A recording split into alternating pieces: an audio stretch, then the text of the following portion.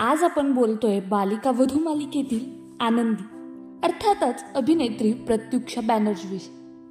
तिच्या जाण्याला आज 9 वर्ष झाली.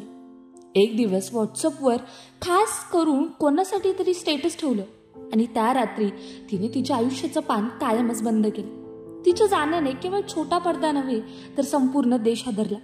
त्या घटनेनंतर तिच्या प्रियकरावर अर्थात राहुल राज सिंग याच्यावर अनेक गंभीर आरोप झाले. पण आता राहुलने खुद्द तिच्या वडिलांवर धक्कादायक आरोप केले. एका मुलाखतीत तो म्हणाला, प्रत्युक्षाला दारूचं व्यसन होतं आणि हे व्यसन तिच्या आयुष्यात मी आलो त्या आधीच होतं. तो पुढे म्हणाला, तिचे वडील तिला दारू द्यायचे आणि नंतर त्यांच्यात मोठं भांडण व्हायचं. तिला कितीही समजावलं, मी तिच्यासाठी मदतीचा फार हात पुढे केला, पण ती हरवलेली होती. तिचं आयुष्य रुळावर आणण्यासाठी मी खूप प्रयत्न केले, पण ती काहीच ऐकत नव्हती. आणि मृत्यूपूर्वीच्या काही तासापूर्वीही त्यांच्या फोनवर बोलणं झालं होतं. ती धमकी देत होती आणि मी तिला थांबवण्याचा प्रयत्न केला, असंही राहुल म्हणाला.